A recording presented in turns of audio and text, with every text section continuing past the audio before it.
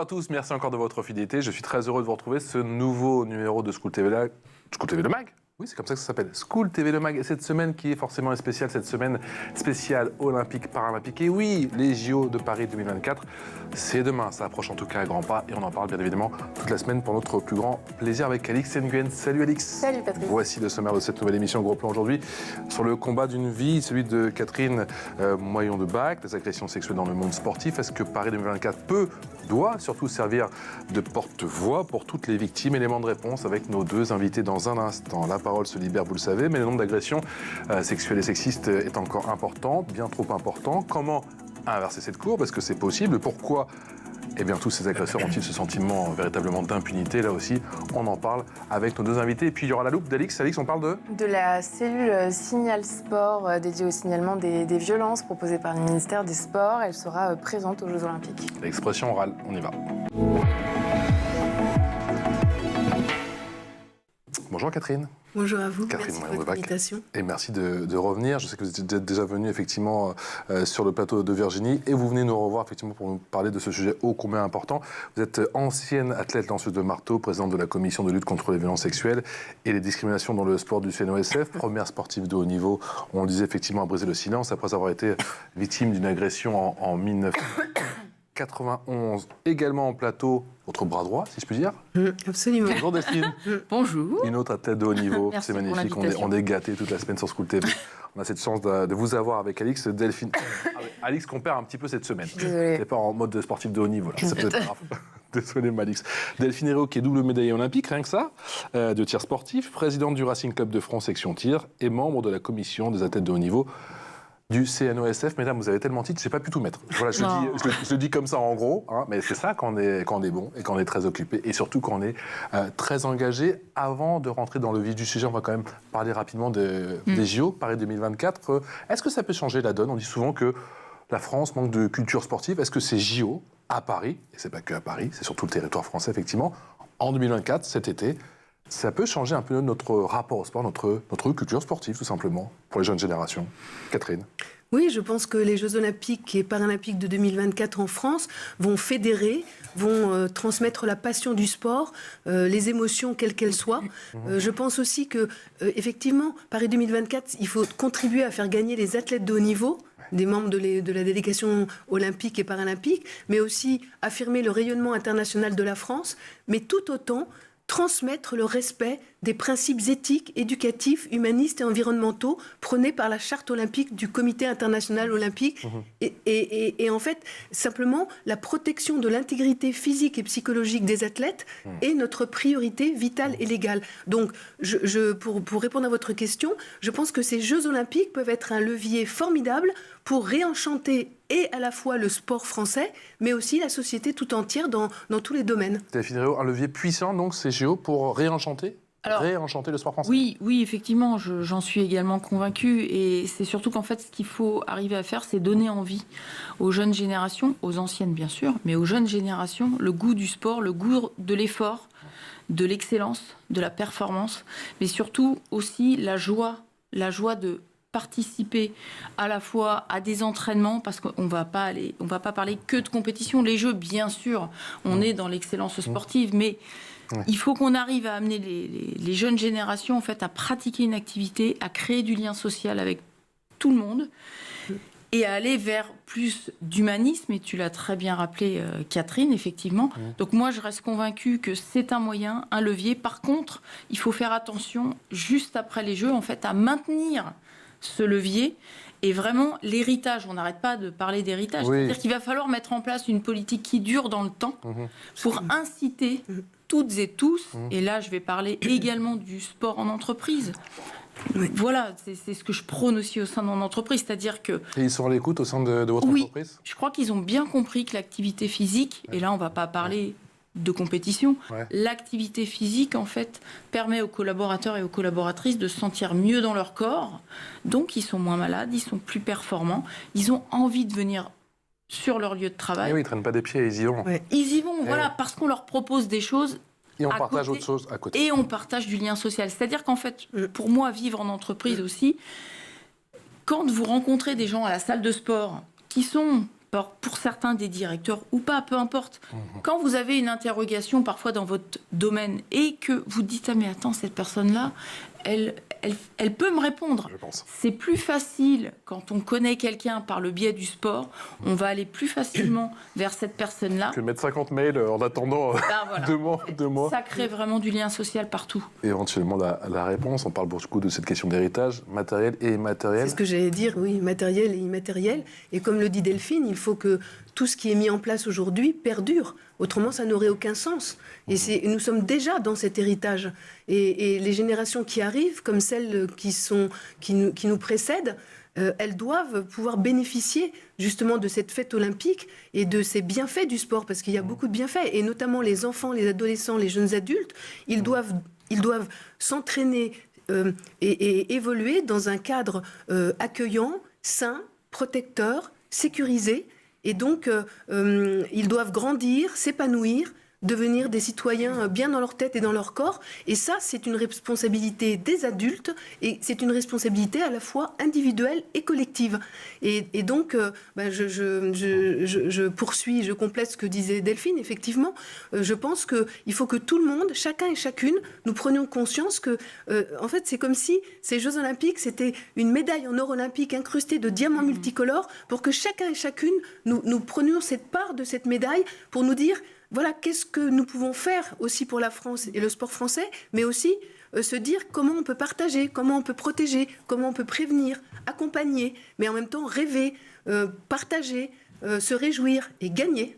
Et gagner, pas question, j'ai bien compris, effectivement, votre position toutes les deux, de laisser de côté la lutte. Vous venez aussi aujourd'hui pour nous parler avant tout des agressions sexuelles et des agressions sexistes dans le monde du sport. Des agressions en général, bien évidemment, mais...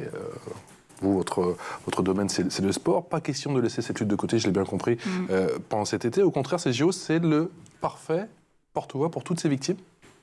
Oui, alors en fait, les victimes, il faut les écouter, il faut les entourer, il faut les protéger. Et en même temps, il faut tout faire pour qu'il n'y ait plus de victimes. Donc, comme vous le disiez tout à l'heure, il faut déjà commencer à tout faire pour inverser cette courbe des violences. C'est possible ? Oui, c'est possible. Alors, il y a des avancées. Je vais en parler quelques instants si vous m'autorisez, en fonction du temps imparti. Vous êtes là pour ça, Catherine, vous avez tout votre temps. D'accord. Donc je voudrais simplement rappeler que sur le plan international, il y a Safe Sport International, qui est une organisation britannique à but non lucratif et qui est un réseau international d'experts qui sont chargés de mettre fin à toutes les formes de violence dans les environnements sportifs partout à travers le monde. Et d'ailleurs, cette Safe Sport International a travaillé avec le Comité international olympique, avec le Conseil de l'Europe, avec la Fédération internationale de football association, la FIFA. Et en fait, le CIO, en 2004, a commencé à mettre en place des mesures, des procédures pour que les athlètes puissent s'entraîner dans un environnement sain. En 2016... il y a la première déclaration de consensus visant à protéger les athlètes contre le harcèlement et les abus dans le sport. En 2019, ça a été une nouvelle déclaration de consensus pour protéger les athlètes par rapport à la santé mentale des athlètes élites. Et ensuite, par exemple, dans les délégations olympiques, il y a des procédures qui sont mises en place, notamment lors des Jeux Olympiques d'été et d'hiver, lors des Jeux Olympiques de la jeunesse, pour protéger à la fois les athlètes, mais aussi pour former, sensibiliser les encadrements. Donc ça, ce sont quand même des avancées qui ne sont pas négligeables. Oui, et... Non, alors moi ce que je voulais juste rajouter, c'est que même sur le plan local, on voit bien que on va dire ce qui dépend du CNOSF, à savoir les comités régionaux, les comités départementaux, les comités territoriaux, il faut savoir qu'il y a beaucoup d'actions qui sont menées en local. Moi je sais que j'ai assisté à une réunion pendant 2 heures où la gendarmerie, la police nationale, le ministère étaient présents pour nous éduquer, nous sensibiliser à la prévention contre les violences sexuelles, notamment dans le monde du sport. Et pour prévenir comment on réagit quand un enfant vient nous voir dans un club en disant nous on a eu quelques exemples, mon papy me fait ceci, me fait cela, parce qu'il y a ça aussi, c'est-à-dire que il y a des éducateurs qui ont des comportements anormaux, déviants, mais ça se situe aussi dans le milieu familial. Et c'est bien si on arrive par un club à détecter ce genre de choses pour éviter que ces pauvres victimes restent des victimes, en fait. Donc, on va aller même aussi bien les petits garçons que les petites filles. Oui, tout à fait. Alors là, pour le coup... Et les agresseurs prédateurs sont des éducateurs, mais aussi il peut y avoir des dirigeants, il peut y avoir des entraîneurs, des membres de l'encadrement. Il n'y a pas de profil type. Non, en fait, il n'y a pas de profil type. Et d'ailleurs, nous parlions la difficulté de... Oui, absolument, d'où la difficulté. Et d'ailleurs, pour Paris 2024, un label terrain d'égalité a été mis en place pour développer la féminisation dans le sport et aussi pour développer l'égalité des genres, pour lutter contre les violences sexuelles et sexistes et les discriminations. Donc il y a quand même un certain nombre de mesures qui sont mises en place, qui sont encourageantes, mais au regard des enjeux qui sont encore très insuffisantes. Mais il faut relever aussi ce qui va mieux, mais tout en restant extrêmement vigilant, parce que je rappelle que la priorité, c'est de sauver des vies, de protéger des vies, de consoler des vies. Des vies et des familles, parce qu'effectivement, c'est à chaque fois, c'est toute une famille qui est impactée. Bien sûr. Si on veut encourager à la pratique sportive, il faut s'assurer que notre enfant, lorsqu'on le dépose dans un club, il est en sécurité. Il ne va rien se passer. Donc, il faut aussi que les parents, je pense, expliquent quelques menus détails aux enfants avec leurs mots, et ça existe. Ils ont peur d'en parler, les parents? Ils ont peur? C'est un sujet qui... Alors, je pense que c'est en train de... D'évoluer. Moi, personnellement, je l'ai fait très tôt avec mon fils. C'est-à-dire à quel âge? 4-5 ans, j'ai commencé à lui dire que son corps lui appartenait, que personne touche à ses parties. Exactement, je lui ai expliqué. Voilà, toutes les parties qui... De toute façon, son corps lui appartient. Et mis à part pour l'aider, le soigner, sinon on n'y touche pas. Et je lui ai même dit, même moi, si tu ne souhaites pas que je te touche, je ne te touche pas. Voilà, donc pour bien qu'ils comprennent, donc très tôt, je pense que c'est vraiment un apprentissage. En fait, il faut passer par de la pédagogie dès le plus jeune âge. Donc les parents, il faut qu'ils se saisissent aussi. En fait, il faut que tout le monde soit partenaire dans cette lutte. Donc très tôt, très jeune, avec des parents qu'il faut encourager à parler. C'est vrai qu'il faut vraiment, à mon sens, le développer parce que les prédateurs seront plus vite dénoncés si on donne les moyens aux enfants, aux adultes de détecter des comportements déviants. Oui, je voudrais juste préciser que la responsabilité, elle vient des adultes. L'enfant, il doit vivre dans un milieu épanouissant, il doit garder son innocence, il doit vivre son enfance et son adolescence. En fait, il faut bien sûr informer, sensibiliser les très jeunes, les moins jeunes aussi. Mais par contre, il ne faut pas leur mettre un poids sur les épaules qui n'est pas le leur. Et quand j'insiste sur la responsabilité à la fois individuelle et collective, je vous assure que si chacun et chacune, nous prenons notre responsabilité à notre niveau et que nous décidons que les violences, ça suffit, nous allons y arriver. Le problème, c'est que tout le monde travaille un peu en silo et au sein de la commission, avec Delphine notamment et les autres membres de la commission, nous essayons d'ouvrir en transversalité pour pouvoir être plus efficace dans les mesures interministérielles et aussi à l'international, parce que c'est extrêmement enrichissant de voir ce que d'autres pays proposent pour pouvoir les adapter ensuite, modifier, inventer, parce que je pense qu'il y a encore des mesures à inventer. Il y a des choses que vous trouvez inspirantes à l'étranger, justement, que vous avez pu observer? Oui, comme quand je vous parlais de Safe Sport International, j'ai rien vu de mieux pour l'instant. Et d'ailleurs, le programme du Comité international olympique s'appelle Safe Sport. Et en fait, il s'est fortement inspiré, tout en l'adaptant à ce que fait Safe Sport International. En fait, pour moi, c'est la référence. Et en même temps, la France, c'est un grand pays avec aussi son fonctionnement. Mais encore faut-il qu'au cœur du sport français, que les dirigeants prennent cette question de façon sérieuse et se remettent aussi un peu en cause. Parce que tant que ça ne changera pas, malheureusement... 80% des fédérations l'ont fait, il y a un petit 20%. Vous êtes en train de réfléchir encore? Oui, mais en fait, c'est ce que disait Delphine. En fait, on s'aperçoit que sur le territoire, il y a beaucoup d'avancées. Et en fait, c'est dans les sphères plus élevées qu'il y a un blocage et c'est aussi mon rôle, justement, de... Donc la base est convaincue, la base est prête à changer, à évoluer. La base, elle est plus sensible et prête à faire quelque chose. Et pour l'avoir vu, en fait, sur le terrain, tu te dis, en fait, il y a vraiment une marche énorme entre la tête et les pieds. Vraiment. Oui, mais je pense que on parle souvent de ce sujet en disant ce sont les femmes. Non, les hommes ont une part très importante et le jour où les hommes vont prendre ensemble ces responsabilités aux côtés des femmes, c'est pas contre les uns contre les autres, c'est dans l'union de nos différences et de nos compétences. Et en fait, là, nous aurons gagné. Parce que nous sommes tous concernés. Les parents, les pères, les mères, les grands-parents. Enfin, en fait, toute la société est concernée. Et en même temps, les enfants, c'est sacré.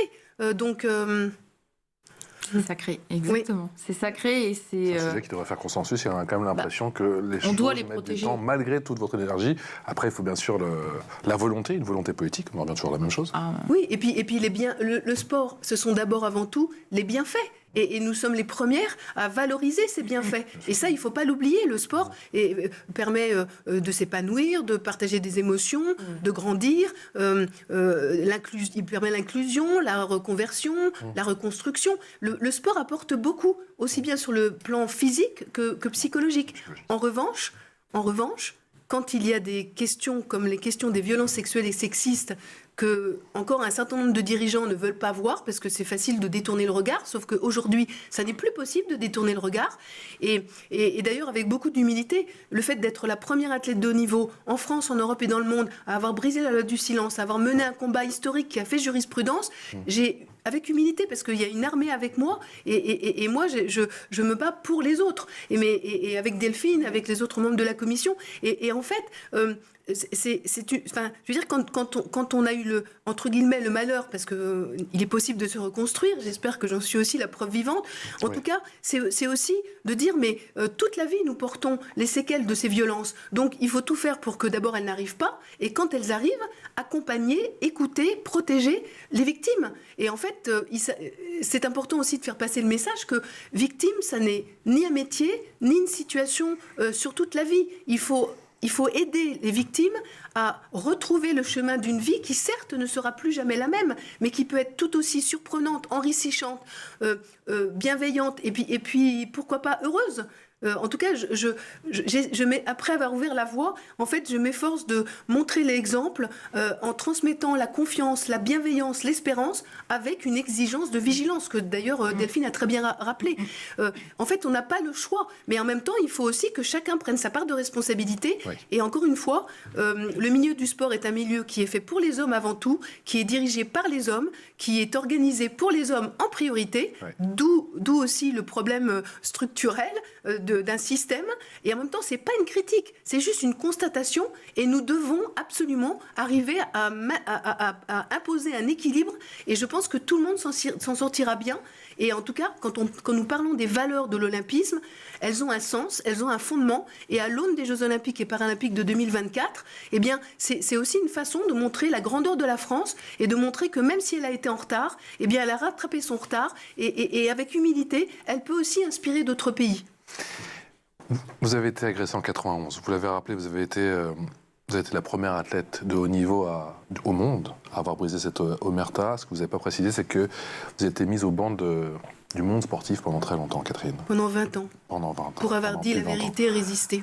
Pour avoir osé dire la vérité. Depuis, vous êtes battue, cette résilience qui est formidable, votre détermination qui est incroyable. Quelle est votre plus belle victoire? Est-ce que c'est d'avoir brisé justement cette omerta? Est-ce que c'est d'avoir fait condamner vos agresseurs? Est-ce que c'est d'avoir vu ces premières assises internationales de lutte contre les violences sexuelles à Paris?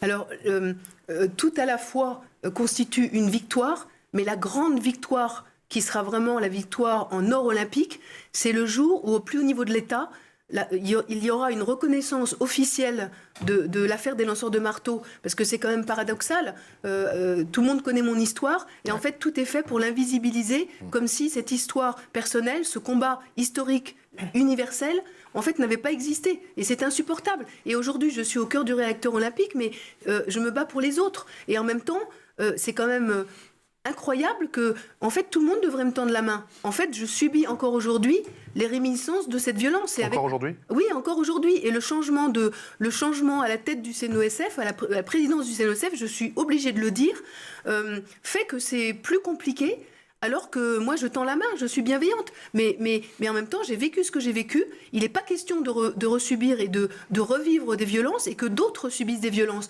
Donc il faut que tout le monde en prenne conscience et je ne peux pas abdiquer. Je ne peux que continuer dans ce combat pour protéger, aider, accompagner. Et en même temps, je comprends aussi que l'exemple, le symbole que je peux représenter en dérange beaucoup. Parce qu'il y a quand même un certain nombre de gens, et là je dis des choses, mais qui sont la vérité, qui ont voulu me faire taire et disparaître, m'empêcher d'avoir un avenir, qui sont toujours aujourd'hui en poste. Donc comment on fait ? Comment on fait et en même temps, je suis une championne, donc j'ai appris à me battre, j'ai appris à surmonter les obstacles, j'ai appris à transformer les souffrances en force au présent pour l'avenir.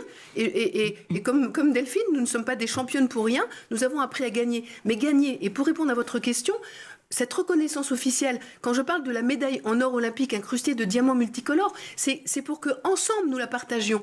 Et ça, pour moi, ce sera la plus grande médaille en or olympique. Les autres victoires dont vous avez parlé, notamment les premières assises internationales du Comité national olympique et sportif français de lutte contre les violences sexuelles et sexistes, était un événement dont encore les gens nous parlent. À Paris, il a marqué les cœurs et les esprits.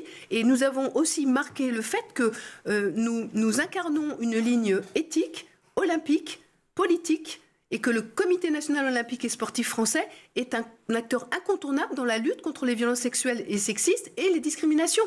Donc nous devons tous avancer ensemble. Et en même temps, voilà, ce que je viens de vous confier, je ne l'avais pas encore dit publiquement, mais compte tenu de ce qui est en train de se passer, c'est invisibilisé avec les Jeux olympiques et paralympiques qui arrivent, c'est sidérant. Et en même temps, vous savez, les gens ne s'en rendent pas compte, mais c'est comme si on niait encore les décisions de justice, parce que je rappelle que les agresseurs de l'équipe de France ont été condamnés par la justice française qui a aggravé les peines, et que pour la première fois, la justice a relevé la responsabilité de l'État au-delà de la responsabilité fédérale. Et c'est ensuite que finalement mes agresseurs ont continué à participer aux Jeux Olympiques, aux championnats d'Europe, aux championnats du monde, comme si de rien n'était, tandis que les victimes étaient priées de se taire et de disparaître. Et bien la petite Catherine, elle a refusé de se taire et de disparaître, et j'ai parlé pour ne pas mourir, j'ai parlé pour que la vérité soit connue, et j'ai parlé pour que ces crimes et ces délits n'arrivent pas à d'autres. Donc, en fait, c'est une chaîne humaine. Nous sommes une chaîne humaine. C'est pas moi pour me mettre en avant. C'est l'exemple que je peux donner en étant la première, c'est de dire mais on ne peut plus accepter ça. Et en même temps, avec bienveillance, avec respect, avec confiance, c'est important. Mais quand en face vous avez des gens qui veulent vous détruire, vous invisibiliser, c'est hallucinant. Et ce qui me console un peu, c'est que de plus en plus, je suis invitée dans les ministères régaliens, comme j'ai eu l'honneur de parler devant les états-majors et les équipes des armées françaises. Et puis le 8 mars 2024, j'ai été invitée au ministère de l'Intérieur, place Beauvau, et j'ai eu le droit à une standing ovation de 10 minutes d'une puissance qui m'a vraiment touchée, qui m'a bouleversée et qui me porte et je me dis je dois continuer. Et c'est parce que je pense à tous ces enfants, ces adolescents, ces jeunes adultes qui doivent vivre de façon épanouie. Ils doivent rester innocents, ils doivent grandir dans la joie, dans l'amitié. Et on ne peut pas. Et si moi je n'ai pas cette réaction-là, comment les autres ils vont pouvoir y croire ? Donc je transmets aussi un espoir. Et cet espoir, je peux vous dire que je ne lâcherai pas et que nous allons la gagner, cette victoire en or olympique. Et nous la partagerons ensemble. Ce sera assurément votre plus belle médaille. Delphine, on a quand même le sentiment qu'il y a eu des avancées notables. On vient d'en parler, il y a eu ces assises par exemple. Oui. Mais on a quand même le sentiment que ça reste encore très difficile au quotidien. Oui, parce qu'en fait, c'est là depuis très longtemps. C'est là sa vie cachée depuis très très longtemps. Et donc, tout ce qui est caché a énormément de mal à sortir parce que, en plus, souvent, les prédateurs se protègent les uns les autres.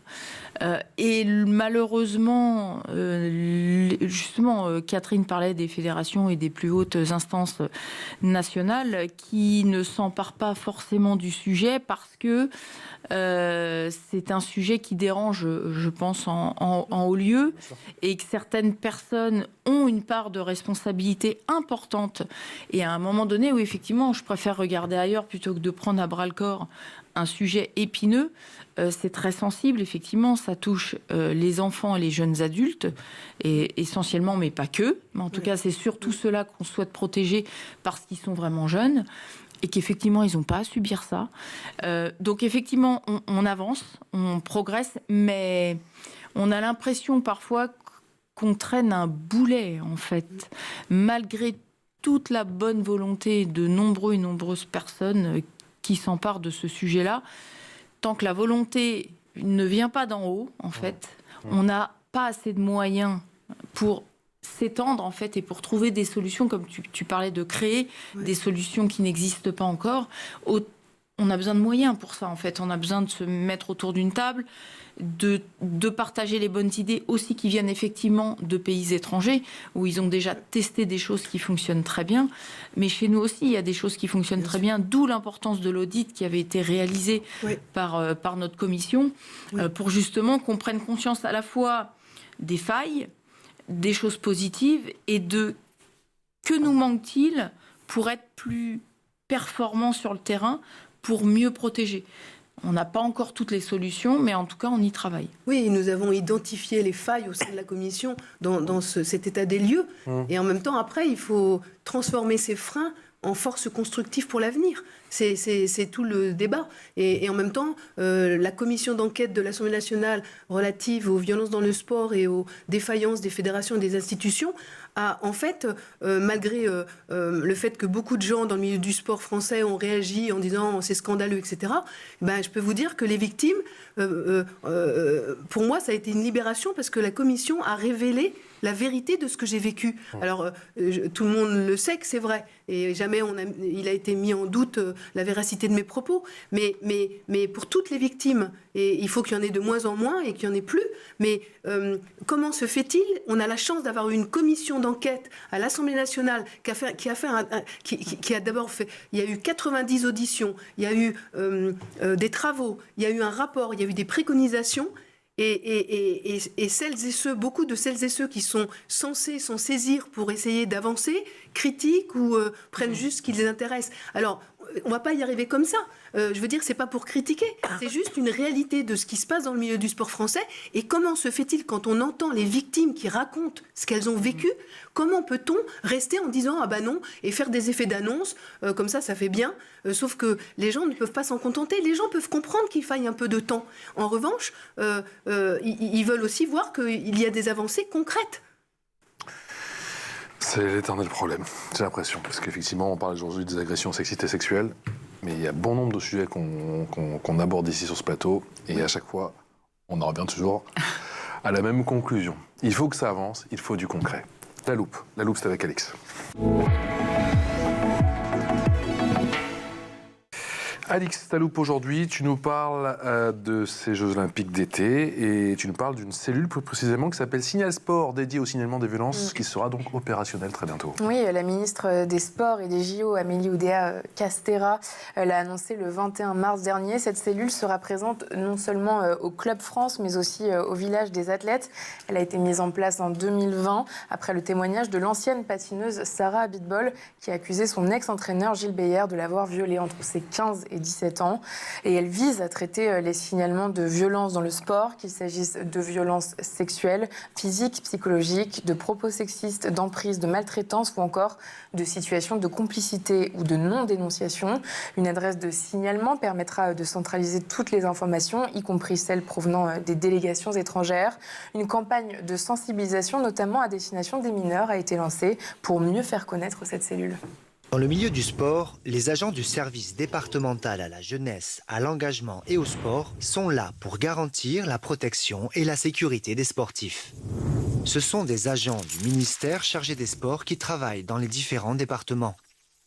Leur rôle est de s'assurer du comportement adapté des éducateurs sportifs. Si tu as subi des violences, quelles qu'elles soient, tu peux leur écrire ou les appeler.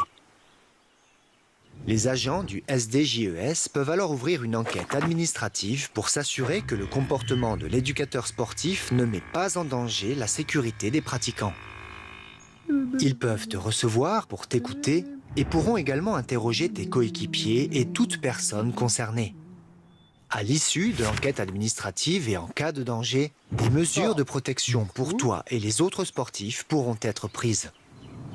Que tu sois enfant, adolescent ou adulte, chacun a le droit de s'exprimer dans une procédure qui le concerne. Et la ministre a aussi annoncé qu'une loi héritage des JO sera étudiée à l'automne, avec une possible introduction au calendrier parlementaire début 2025. Selon les chiffres du gouvernement, en 2023, il y a eu 36 signalements à la justice, 377 personnes ont été mises en cause. Et depuis la création de la cellule, ce sont 1284 individus accusés de violence, parmi lesquels 95% d'hommes, 911 éducateurs sportifs au sein de 65 fédérations. Parmi les victimes, 81% sont de sexe féminin et 77% étaient mineurs. Catherine, c'est un bon outil pour lutter, cette cellule ? Ah oui, cet outil a le mérite d'exister et c'est important. Simplement, ça n'est pas suffisant. C'est ça le problème. Et puis en plus, dans le développement, bon, c'est pas le moment de, enfin, on n'a pas le temps d'expliquer, mais en fait, il manque un certain nombre de paramètres pour justement que les effets soient efficaces partout sur le territoire français. En même temps, encore une fois, soyons constructifs, soyons positifs. Cette cellule a le mérite d'exister, mais il faut d'autres mesures, il faut d'autres mises. Oui, ça doit s'inscrire dans une chaîne d'outils. Voilà, absolument, absolument. 2 immenses championnes sur ce plateau aujourd'hui, 2 immenses championnes engagées. Merci beaucoup pour vos témoignages. Merci à vous. Merci à vous. Vous l'avez compris, vous allez très bientôt revenir nous voir, parce qu'on a encore beaucoup de choses qu'on doit aborder tous ensemble, et quelque chose me dit qu'on va forcément devoir en parler, parce que ça ne va pas se régler en 2 ou 3 mois. Il faudra forcément du temps, effectivement, pour voir des résultats. Encore bravo pour votre lutte, bravo pour vos combats. Merci de nous avoir accordé ces minutes ô combien précieuses. Et on vous revoit très vite avec l'ami Alix. On se retrouve demain pour un nouveau numéro de Scoot TV Le Mac.